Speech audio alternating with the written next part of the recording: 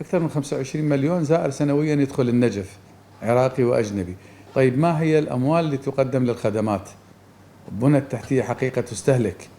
هناك أيضا محافظات كثيرة يقطن أبنائها في النجف وأولياتهم في المحافظات الأخرى، هذه كلها تشكل عبء على النجف، فلذلك يحتاج دعم حكومي إلى النجف. الدعم الحكومي مو للنجف بعنوان محافظة النجف، لا، بعنوان وجود رمز مقدس للمسلمين بصورة عامة، ألا وهو أمير المؤمنين عليه السلام علي بن أبي طالب، وكذلك هي مقر الحوزة العلمية الشريفة.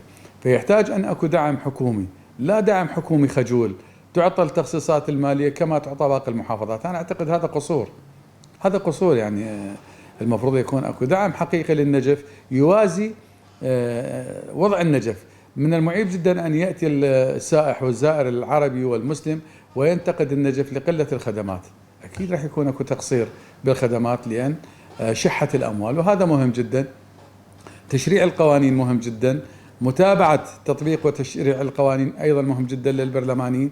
التنسيق مع مجالس المحافظات للبرلمان مع مجلس محافظة مهم جدا، يجب أن يكون هناك اجتماع فصلي للأخوة أعضاء البرلمان مع الأخوة رئيس وأعضاء مجلس المحافظة، التواصل مع المحافظ ونوابه، التواصل مع كل الشرائح، مع الدوائر، حتى يفتهم البرلماني ماذا تعاني النجف، لا أن يسمع من طرف، يجب أن يسمع من المختصين، وهذا هو المهم جدا.